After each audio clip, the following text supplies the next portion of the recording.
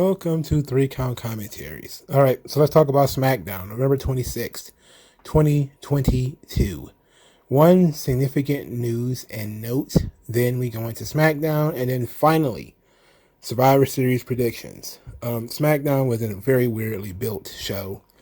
It made me very unhappy, but let's get into something that makes me even more unhappy than SmackDown. Randy Orton apparently had a fusion back surgery and will be out for much, much longer. And he's not expected to come back anytime soon. I'm guessing that we're probably looking at the last days of Randy Orton, and that hell, he may not come back. Randy Orton is 42 years old, 41 or 42. This is a serious back injury. I think some have said this is a similar back injury to the one Shawn Michaels suffered that caused him to retire for 4 years. Randy is still pretty young, but he's in a position where he really doesn't have anything more to prove. And how's he going to do RKOs if he can't land on his back? So it's going to be a difficult situation. But I've pretty much just kind of resigned to the fact that they're probably going to get 1 or 2 more matches out of Randy, and then that's it. I don't think he's going to be around wrestling on Raw or anything like that anytime soon. He may be transitioned to a schedule sort of like Edge and Brock Lesnar before finally calling it quits. But a back injury this terrible at this point of his career, especially with all the other injuries that he's had when it comes to his shoulders and everything like that, it could definitely alter the way he works. It could alter his style. It could alter what we would expect from Randy Orton. And it might be for the best if we get him to the point where he could probably have 1 more match. He wrestles 1 more match, and then that's it. If he can get him, not even WrestleMania 39, but maybe WrestleMania 40, where he can say goodbye in a final match. And I still think, and I said this on the live stream, his final match should be with John Cena. But on the live stream, I said it should be Cena's last match. He should do the job for Randy and then go on his way. But that was before we realized how bad Randy's back is. So now I'm thinking maybe, Cena needs to beat Randy Orton at WrestleMania and send Randy Orton home before retiring on his own. John Cena. I think an end of an era style match between Cena and Orton is just a perfect fairy tale ending to half of that generation, because Batista's already gone and Brock will be the last one left if he's still around at that point in time, But I think to put a cap on the Ruthless Aggression era, Randy Orton retiring would be just about the end of it. The only one left would be Brock. That's, an original from that era. So hopefully Randy is okay. Maybe I'm wrong and he'll be able to come back and work on TV and all that kind of stuff, but I don't see him doing it. I know he said he wanted to retire in like 5 years anyway. This was, what was this, when he did these Broken Skull sessions? He said that he wanted to do another 5 or 6 years. That's probably going to be cut in half now. But, wrestlers, they get in this attitude where they want to defy logic, and they want to defy medical science. If he was considering retirement and now the career is going to be taken away from him, he may double down and decide, hey, I'm going to fight through this thing. So who knows? All right, so let's get into Survivor Series, SmackDown. Okay, so we started with Damage Control calling out Bianca Belair. They want to know who the 5th person is. And with no drama at all, Becky Lynch comes out. So Becky Lynch is the 5th person on the team. We get a generic brawl in the ring. Rhea and Becky square up. Rhea backs down. Okay, it was fun. Interesting. Becky Lynch is a good partner. That adds a lot of star power to this team. Just about guarantees that Bianca's team is going to win. We'll talk about that a little bit later in the predictions, but Becky Lynch is the perfect opponent. She was injured by Damage Control. This was 4 months ago. She's back now. You know, she doesn't have to do a lot in this match. She can come in last, to be quite honest, and, you know, everything will work out just fine. Damage control have the advantage in the match, which is always smart for the heel to have the advantage in these matches. So, this was fine. This was perfectly fine. Later, there was the conversation that Becky Lynch had when she said she had 4 months to think about how to break damage control, and everybody's tough, and when they want to go to war till the man comes around. So I don't know why they waited for SmackDown to announce Becky Lynch. I mean, she is on Raw, isn't she? Doesn't really matter, but I guess they wanted to bump the SmackDown rating, which is going to take a huge hit because it was delayed due to the football game, which was USC versus California. You know, two teams that, to be quite honest, I don't think either one of them is important right now in American college football. Also, I think the World Cup was on too on FS1, so they couldn't bump it to FS1. So probably going to be lower rating for SmackDown this week. Most likely it's going to be a lot of people watch SmackDown online through, you know, European feeds or something like that where it wasn't bumped, which is what I did. I watched it through the European feeds. So Becky Lynch as the fifth partner. Okay, fine. World Cup. This was interesting. Well, it started interesting anyway. Butch versus Santos Escobar. So Santos Escobar says that he's going to tame Butch, because anybody who stands between him and the Intercontinental Championship is in a dangerous place. The true star of this match wasn't just Santos Escobar and his, you know, very good in-ring work, but Zelina Vega on commentary. For instance, she says that one day they're going to be coming for the bloodline, and she's going to wear high heels so they can hear them coming. She said something about if she want to hear people's opinions, she'll put coins in their beggar bins or something, beggar jars or something like that. So I thought she was very good on commentary. She was quite good. During this match, the Brawling Brutes, Drew McIntyre and Sheamus got jumped backstage. This led to Butch sending Ridge Holland back there. I think it might have been, because I think Ridge and Sheamus was with Butch. So there was Drew and Kevin Owens that got jumped backstage. So the Brawling Brutes ran to go and help their partners. That left Butch by himself. Legado del Fantasma took advantage. Phantom Driver, Santos Escobar wins the match. Okay, perfectly fine. I have no problem with this. This was quite good. This ties a little bit into the main event, but I want to finish up the World Cup stuff. So, World Cup, another semifinal match, Braun Strowman versus Ricochet. So, they once again talk about Braun Strowman's comment about the flippity flip guys on Twitter. Not a big fan of them continuously beating that drum, but here we are. Strowman, of course, is killing Ricochet in certain parts of the match. Ricochet smacked him in the face early. Just kind of completely disrespected him. Then Imperium came down. They kind of distracted Braun Strowman. Braun Strowman is locked in a crucifix by a man literally half his size and got pinned. Triple H literally booked Braun Strowman to take a pinfall loss to Ricochet. Jesus Christ. Jesus Christ.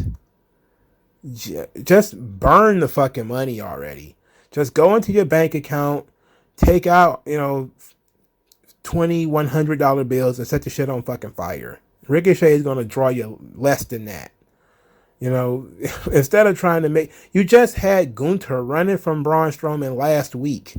And now he's fucking getting pinned by Ricochet? Does that make sense to anybody? No, this is stupid. Look, like I said, if you wanted to they had to get Braun out of this thing. I get it. They wanted to get him out of here. Disqualify him. Get him counted out. Something else. Him taking a pinfall loss to Ricochet is just, it seems like, Braun's got to pay for his comment about the flippity flip dude. So we're going to have him lose to one of them. And that's fucking stupid. It's fucking horrible. This is an emotional decision that got fuck all to do with business. And even if you want to try to blame it on Gunther, oh, the Imperium, they distracted him. He was distracted. Like, come on, man. He shouldn't have been able to do anything except stand up and break that goddamn pin. This is dumb. What a dumb move. And then after the match, Imperium jumped both Ricochet and Braun Strowman. They had Ricochet come back to save Braun Strowman. So Braun Strowman was getting beat down by Gunther and the rest of Imperium. And they actually had fucking Ricochet come back to save Braun Strowman. So then that, of course, led to Ricochet getting stomped out. And then Braun Strowman had to save him. So the segment ends with Gunther and the rest of his boys scattering, getting the hell out of there because Braun Strowman is back. Then all of a sudden, Braun has to play nice with Ricochet, offers his hand in respect and, raises his arm in victory and all of this other supposedly shit that was supposed to make him seem humble. This is not good. This is not good. This was dumb. Look, I like the Ricochet Santos Escobar match. I kind of figured it was coming. It's a great match to decide who's going to be number one contender. That rules. But pinning Braun Strowman? I mean, this guy literally just beat a dude bigger than himself. How did this? It's a retarded decision. There's just no other way to put it, except for somebody in the back is clearly retarded.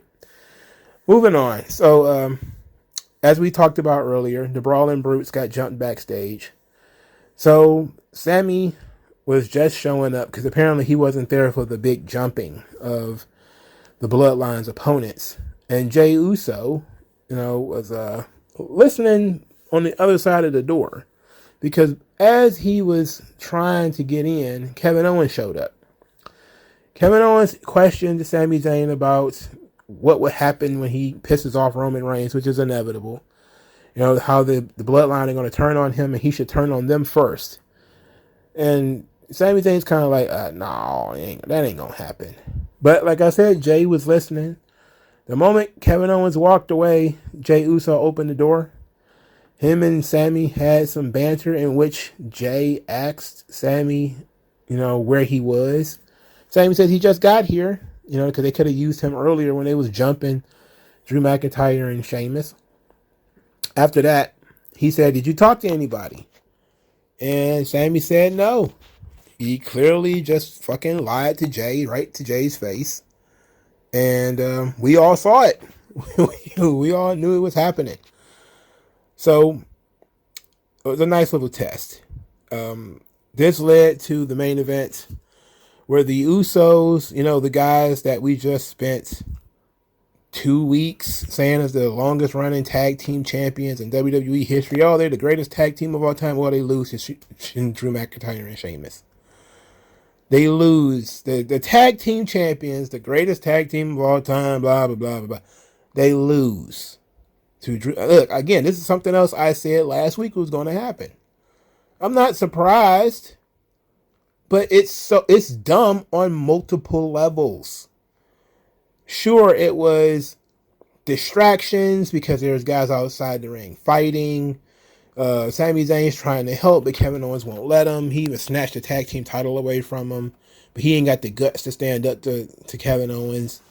Kevin Owens gave a stunner to Jey Uso. That was, that opened up for the Claymore. Or was it the Brogue Kick? It was the Brogue Kick for Jey to get pinned. So he got hit with 2 finishers. I guess it was supposed to be a way to protect him. But you're shit all over your tag team division again because you just had 2 guys thrown together, Sheamus and Drew McIntyre, beat your fucking tag team champions. That's the first problem. Second problem is there's nothing that comes out of this match that makes me want to see the main event more. I'm talking about the main event of Survivor Series more. Because we've already had our Kevin Owens, Sami Zayn argument. You could have done that without beating the fucking Usos. So that didn't help me none.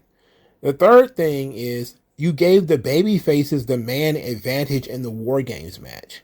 Now you're probably going to try to create some nigga rig something where, oh, they're going to be slower because somebody's going to get attacked and, chained up, or somebody's going to get handcuffed to the top rope or locked in the closet or something like that. You still don't give the baby faces the man advantage in a War Games match. Come on, what the fuck are you doing? That's almost as stupid as the babyface comes in at number 30 in the Royal Rumble and wins. It's like, okay, you were just gifted a victory at this point.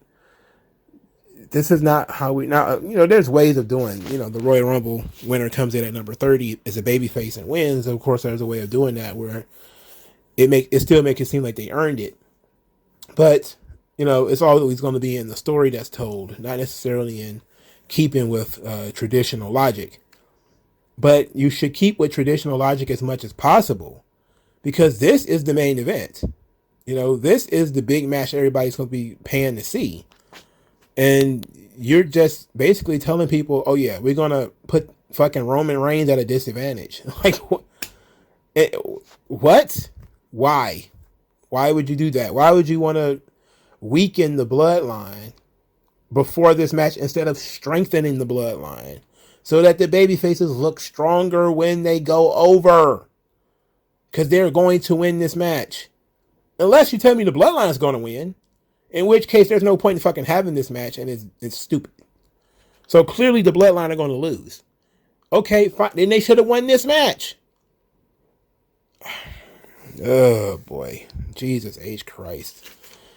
Let's move on, man. Let's move on. So Bray Wyatt, he had to cut a promo. Said that he got a good grip on what people think he is. And he pretends he doesn't hear those things, all these things that people say about him, all the gossip. But he's not a rabid animal. And he knows that people just want to see the monster. They want to see the fiend. They want to see the human tornado destroy himself and everything around him. But he doesn't want to be that guy anymore. He says that he speaks more than violence. And he said that he did not attack LA Knight. So Uncle Howdy appears on the screen, calls him a liar, and says a snake in a cage is still a snake. So we're led to believe that, he's still doing this. So LA Knight's backstage. Let me talk to you. Says that he couldn't enjoy Thanksgiving because he got beat up and covered in a pound of bray. And then he says, no, that's right, trash. Then he says if he didn't have those crutches and didn't have that sling, consequences would be quite severe. He would look Bray Wyatt in his eyes and he would say, whose game is it? And he would say, he would shrivel in fear and say, it's LA Knight's game. And then he'd kick his keister in.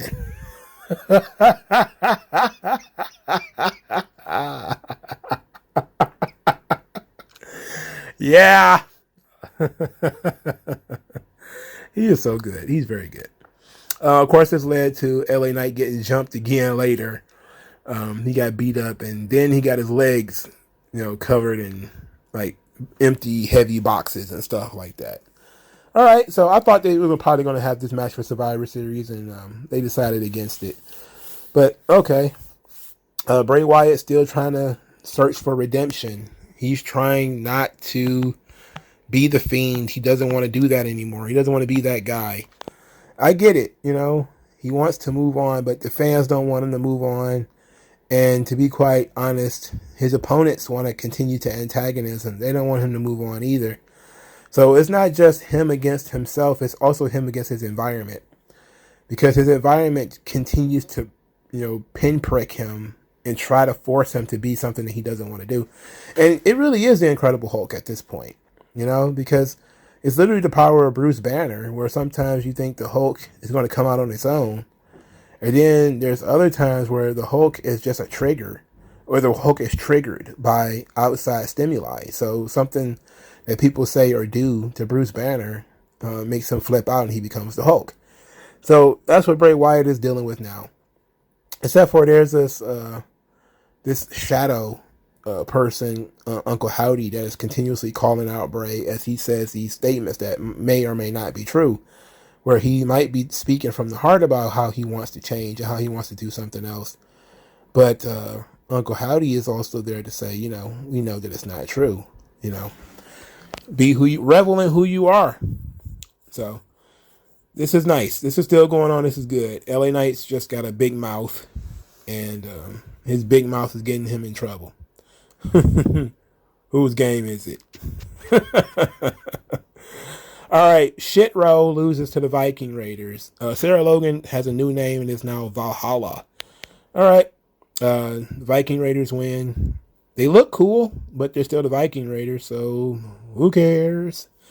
Dominic Mysterio pays a visit to Ray, and we talked about it on the live stream a little bit, but Ray wearing his mask in the house is incredibly tacky, but it's quite on brand.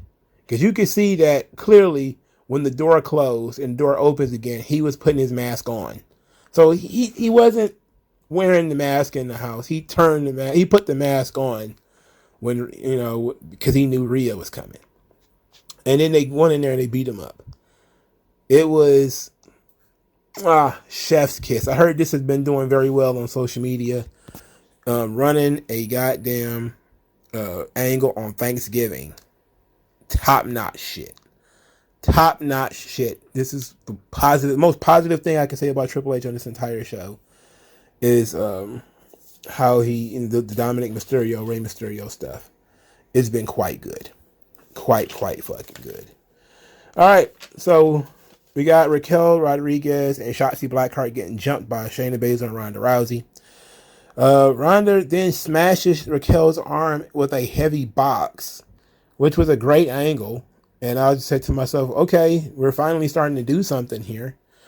Ronda and Shayna come out there, they're making jokes, saying that there's not going to be a match tonight and that accidents happen, and sometimes accidents happen on purpose.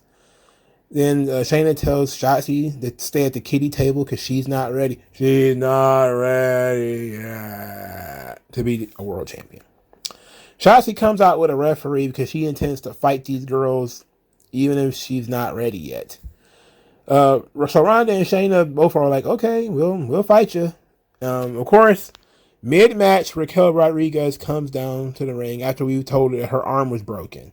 So the referee and all kind of medics just decided, we're going to let the big girl go out there with a broken arm and fight with one arm. That's truly fucking brilliant. Truly brilliant. So then, of course, Shayna and Ronda target that arm and they win by submission. So earlier in the night, we had Braun Strowman, who is huge in comparison to Ricochet, get pinned by Ricochet. And now we got Raquel Rodriguez, who is, look, it's Shayna and Ronda. So losing to them is not that big of a deal. But to have her in this situation where she looks incredibly weak like this is dumb. Especially when the number one contender is fucking Shotzi. Wouldn't it have made more sense for Ronda to crush Shotzi's arm and for Raquel to have to fight by herself and then lose? That would have been a lot better. But because at least there would have been some intrigue into the Shotzi Ronda match. And to me, this is the last angle for the show, because the show was just mostly matches. But this is a problem. Like they're doing random brawls to get heat on these shows and not trying to do cliffhangers or not trying to do something that might be, interesting. Like you would think they would jump somebody and smash their leg, the day before, or maybe even the day of. Because I doubt they do anything like this on the pre-show. In order to weaken an opponent for the match to go forward, Shotzi did the interview later by saying it's not the first time she's been bullied, but it is the first time somebody has ever stood up for her while she was being bullied. And she's gonna basically tear Ronda limb from limb. It was okay. I didn't believe it though. So unfortunate, real unfortunate. We got some storylines going here, legitimate storylines, but if they're just all breaking down into generic brawls, like the Judgment Day OC just breaks down into a generic brawl. The Damage Control Team Bianca thing, just generic brawl. The Bloodline and the Barlow and Bruce, just generic brawl. It's just all just generic brawling. And there's only so much of that stuff that can be interesting. You have to mix it up. Like the bloodline having the inner drama of Jay and Sammy. Okay, that's interesting, but adding Kevin Owens creates more heat from the outside because now we got the relationship between Kevin and Sammy. Okay, but we could have created some kind of heat, to increase the intrigue and increase the drama into that match. For starters, the fucking heels should not be at the disadvantage. They should be trying to eliminate one of their opponents.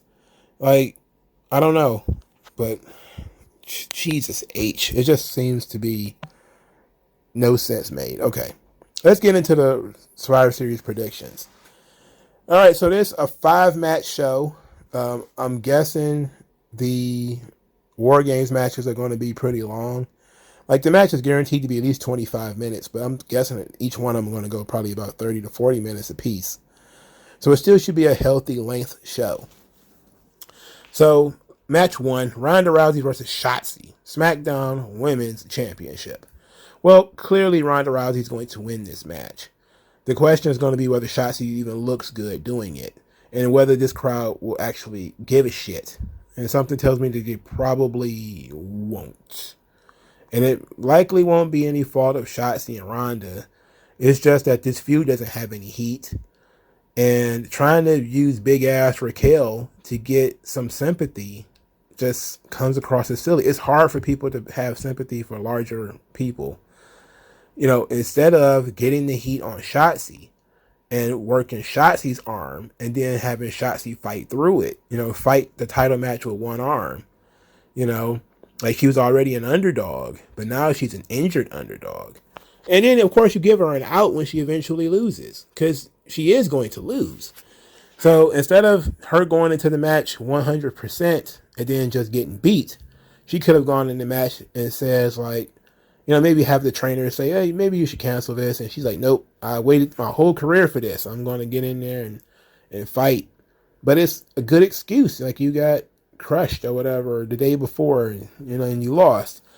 Like, giving people an out is very important in wrestling. When somebody has to win, somebody has to lose. And the more definitive the victory for especially the heel, the worse the other party looks. So you kind of have to interject some what if or what aboutism in order to justify a rematch or justify this person not being seen as weak or whatever the case may be. But they're just going to have Shotzi fucking lose to Ronda. Unless they plan to have Raquel help Shotzi win the title, which probably won't happen. Because Shayna Baszler are going to be outside the ring too. So I'm going to go with Ronda Rousey. AJ Styles versus Finn Balor in a match where you win nothing, you lose nothing. Just, hey, wouldn't that be a good work rate match? And I agree, it's going to be tremendous. A lot of people have made a mountain out of molehill out of the AJ Styles win-loss record on pay-per-view. That he hasn't won a pay-per-view match since, I think they said 2019 or something like that. I think they might be a singles match on pay-per-view. I don't see why he needs to win this match. AJ Styles was correct when he replied to that fan by saying that he's in a position now where he has to make other people. But he needs to have some momentum of his own. So that is a positive thing. Like, if he continues to lose, then him losing doesn't do much. But if he beats Finn Balor, it can help him. Problem is, it's the other way around also for Finn Balor. He spent a lot of time putting people over. And now, it's his time to go forward. But the question is it his time to go forward? What's next for either one of these guys? Who's the closest one to getting a title match or to moving up the rankings to wrestle for a championship, even if it's just a U.S. belt or something like that? I don't know. So we're stuck in this situation. I'm guessing, of course, they're going to go with Balor and Rollins at some point in the future. because they did tease it on TV a couple of weeks ago. So I'm guessing Finn Balor's going to win this match and probably win it clean. So I'm going to go with Finn Balor. So speaking of aforementioned United States title match, we have Seth Rollins, Bobby Lashley, and Austin Theory in a triple threat match. All right, so I'm guessing Lashley is not going to win the title. I don't think he's in this match to take the pinfall or to take the loss, but I don't think he's going to win. Rollins has been great in his role. I don't see any need to take him out of it. And Austin Theory is, he's been pretty generic the last couple of weeks. I'm not a boy, I'm a man. No more future. I'm the now. And I'm just kind of like, okay, sure. Let's do the counterfactual. Let's say that Austin Theory wins. Well, then he's back where he was around WrestleMania time, which says a lot of how they dragged him through the mud the last couple of weeks. So he's back where he is around WrestleMania time, which is hot young prospect with a mid-card title.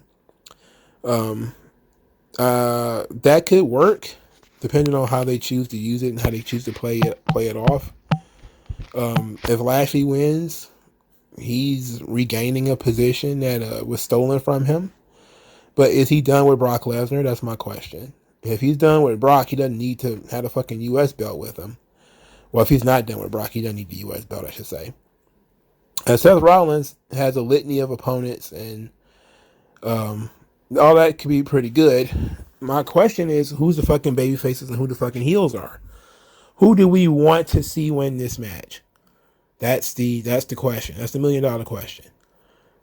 Theoretically, I think of the people in the ring, Rollins gets the better reaction. So I think if you were to ask the people or poll them, it would be, I want to see Seth Rollins win. But Seth Rollins is also taking pot shots at Cody in his promos. So I don't know, man.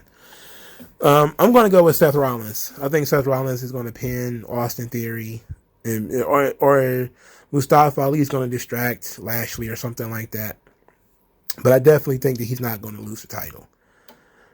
Basically, to me, he feel like he just got it, so he probably should hold it for a little while. Unless they plan to do Seth Rollins versus Roman Reigns at Royal Rumble again, and then that would be nice, wouldn't it? Another Rollins Reigns Royal Rumble championship match. That could be pretty good, right? They probably wouldn't do that, but that would be a pretty good idea. All right. The opener, which no doubt opened the show, Damage Control, Nikki Cross, and Rhea Ripley versus Bianca Belair, Asuka, Alexa Bliss, Mia Yim, and Becky Lynch. Now, a lot of people are tossing around this Alexa Bliss heel story, that she's probably going to turn on her opponents or turn on her partners and likely not join Damage Control, but try to find some way of getting out of this match. And I think that would be an acceptable way for Bianca's team to lose, is if Alexa Bliss refuses to fight on their behalf. Maybe her time comes in and she doesn't show up, or whatever the case may be, and they have to skip her and they have to fight the match 5-on-4 and end up losing. Then that would make sense. And then we could always have Alexa Bliss turn heel. She's better as a heel anyway. But I think a lot of this is fantasy booking. People want Alexa Bliss to turn heel because she's so goddamn boring as a babyface. But I don't think that you really have anything to benefit from Alexa Bliss turning heel. That just creates Bianca Belair Alexa Bliss matches, and Alexa Bliss is not a believable opponent for Bianca Belair. She's too damn small. Now I do expect Rhea and Bianca to bump heads in this match and for their feud to begin here. So I'm going to go with Team Bianca wins. Bianca sort of pins one of the smaller women, probably Nikki Cross, because she's the weakest person in this match, or Dakota Kai. And we finally get done with Damage Control. And then maybe a night or two later, we get that Alexa Bliss heel turn. But I think we're going to build up that Rhea Ripley Bianca Belair match in this match too, because they've been teasing that for 2 years. So I can definitely see, Rhea Ripley. Either Rhea Ripley gets the win in this match, and she goes on to win the Royal Rumble, or Bianca wins, but Rhea is there to sort of stare her down even after she wins, and sort of threatens to get her at some point, and that still leads to Rhea winning the Royal Rumble.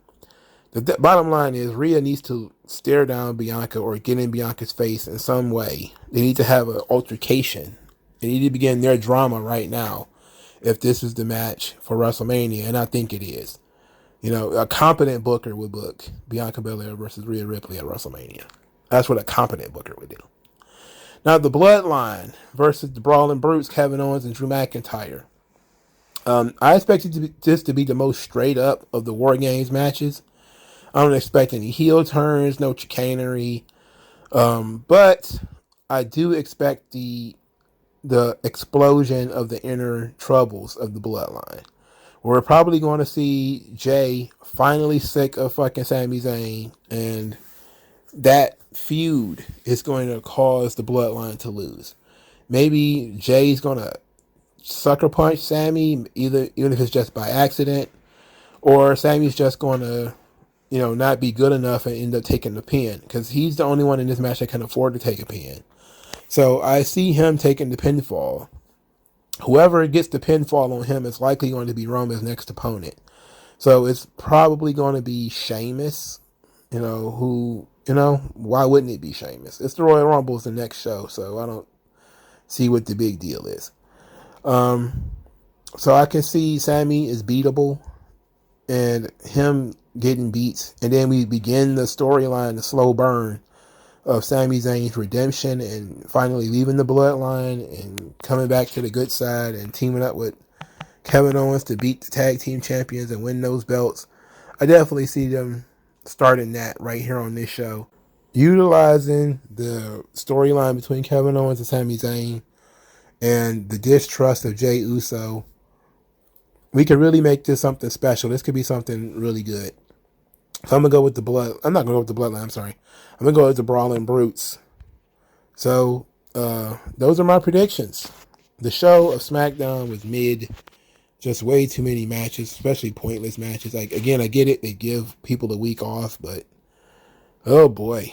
We could definitely use more segments. We could definitely use more storyline elements. This show was very, very fucking dry with all of the generic brawling going on. It's just Tasmanian Devil. It's just arms and legs all over the place. You can't really follow it. It doesn't have a chaotic feel to it. It's just stale. But, I'm guessing they just whatever to get to Survivor Series. And that's what it seems. All right. What do you guys think? Like, share, subscribe. I'll talk to you guys later, man. Peace.